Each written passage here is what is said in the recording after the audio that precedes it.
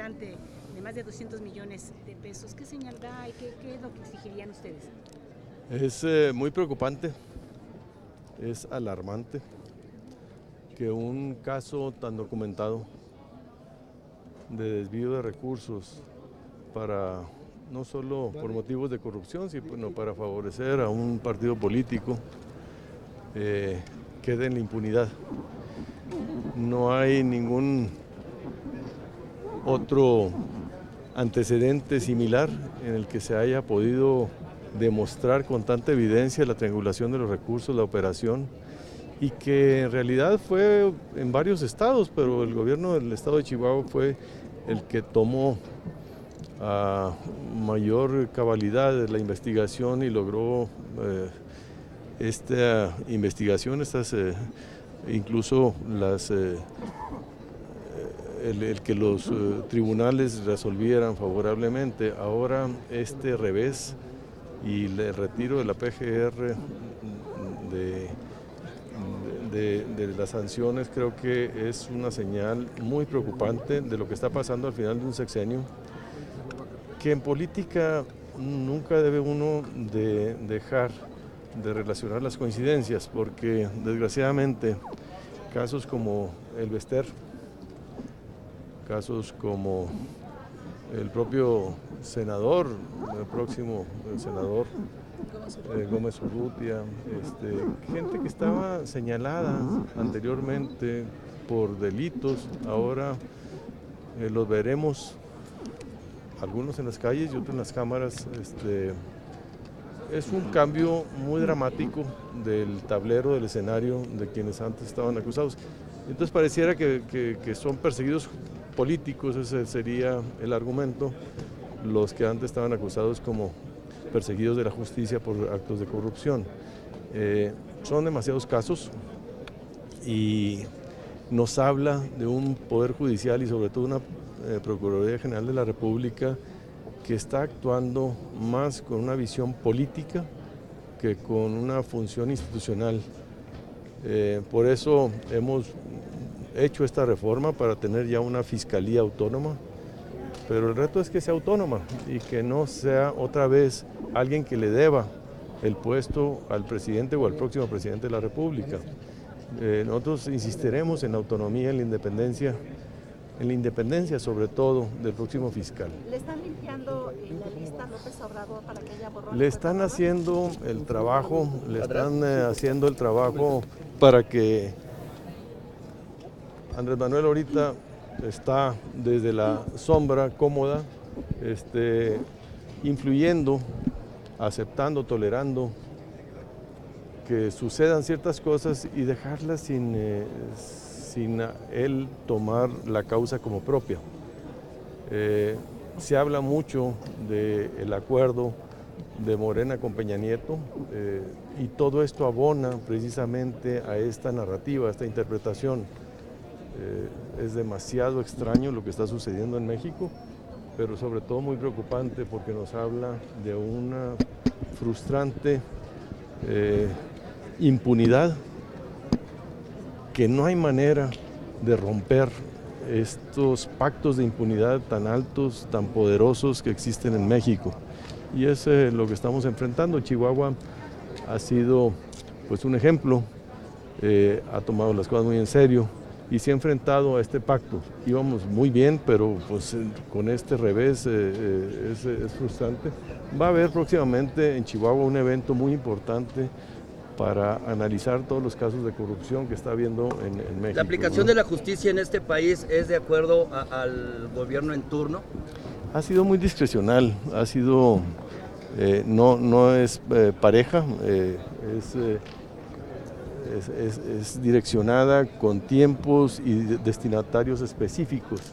Y esto pues es patético, es lamentable, ¿verdad? Porque esto es lo que ha generado una rabia en toda la población con mucha razón, que están hartos de la impunidad y la corrupción, no más de la corrupción, sino también de la impunidad. Con esos niveles de desaprobación que tiene el presidente Peña Nieto y estos últimos casos que ha abordado, ¿cuál será su balance?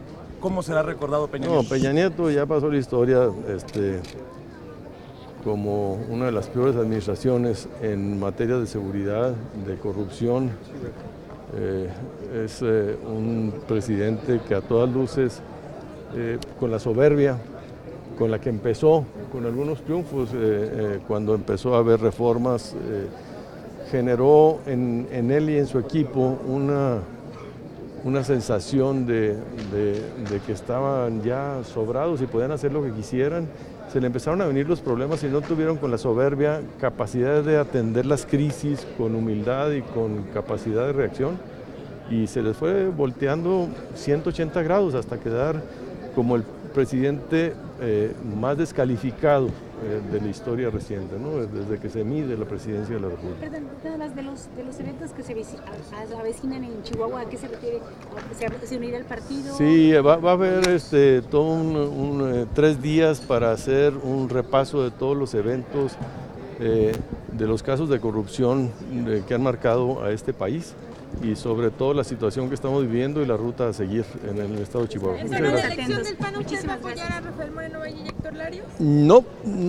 Yo estoy esperando primero a que se termine de definir el panorama. Estoy analizando las distintas opciones. Estoy muy preocupado, gravemente preocupado por el futuro del PAN, porque el PAN es la principal fuerza de oposición y debe estar a la altura de las circunstancias, entender el mensaje que nos dieron los ciudadanos de pérdida de confianza y actuar en consecuencia. Y creo que hasta ahorita no están saliendo proyectos que den una respuesta a esta problemática. La reforma educativa es está siendo politizado el tema, lo están usando como bandera política, y los principales perjudicados pueden ser los niños, los estudiantes, los propios maestros, cuando no se entiende. Se está hablando de echar abajo una reforma educativa y no se está diciendo con qué se va a sustituir. Hay más un ánimo de quedar bien con el graderío que traer una propuesta de contenidos de con qué se va a suplir y garantizar, por un lado, el respeto a todos los derechos laborales de los maestros, pero sobre todo también el mejorar la calidad de la educación en México. Senador, el tema de Damián Cepeda, ¿hay unidad en la bancada en torno a él? Sí, mira, tuvimos, y yo lo expresé, vamos a hacer un blindaje para que la dinámica interna del grupo parlamentario en el Senado lo cuidemos y no se contamine por nuestras diferencias, que habrá, sin duda, fuertes en el proceso de la renovación de la dirigencia. O sea, ya van a trabajar directamente. Vamos a trabajar directamente con él en el grupo. Habrá una elección y el próximo presidente decidirá si mantiene o renueva la coordinación. ¿Y cómo ven el Tratado de Libre Comercio con Estados Unidos? ¿Lo van a aprobar? Mira, yo lamento muchísimo la posición que tomó nuestro país de dejar solo a Canadá. Creo que fuimos poco solidarios y que le hicimos el caldo gordo a Donald Trump, en realidad. México estaba en la posición fuerte. Donald Trump era el que estaba urgido de salir con alguna mensaje frente a la elección próxima en noviembre, y nosotros nos prestamos otra vez para eso. Desgraciadamente el tratado es bueno, es necesario, pero la forma en que se resolvió no es la más indicada como con dignidad. ¿Lo van a aprobar? Sí, claro, el tratado hay que impulsarlo. Yo soy una persona que siempre he creído en la competencia y en la apertura comercial. Gracias. ¿Por qué es bueno el tratado? ¿Qué le gusta? Lo que me gusta es la apertura comercial. Es algo que, si se da en términos bien acordados, se puede tener lo mejor de los dos mundos: generar inversión, empleo, pero también tener acceso a servicios y productos de todo el mundo en México. ¿Y los salarios en qué lugar quedan en ese tema? Pues los salarios ya es mandatorio que los salarios tienen que crecer por arriba de la inflación en México. Los salarios tienen que recuperar el poder adquisitivo. Han sido sacrificados los trabajadores, los salarios de los trabajadores, primero por un ánimo de control inflacionario y después porque ya quedaron atrapados en la política, cuando estaban vinculados a todos los índices de inflación, de tasas de interés, de hipotecas, de contratos. Se hizo ya la desvinculación y se generó el índice del salario por separado. Ahora nuestro reto es que crezca por encima de la inflación de manera importante y generar un salario digno para la mayoría de los mexicanos. Pero es queda un fuera del compromiso. Tratado de Libre Comercio. Pues hubo un compromiso de que, sobre todo en la parte de automotriz, de $16 sea un componente para garantizar la exportación de automóviles en un porcentaje mayor del 45%. Le agradezco. Gracias. Gracias.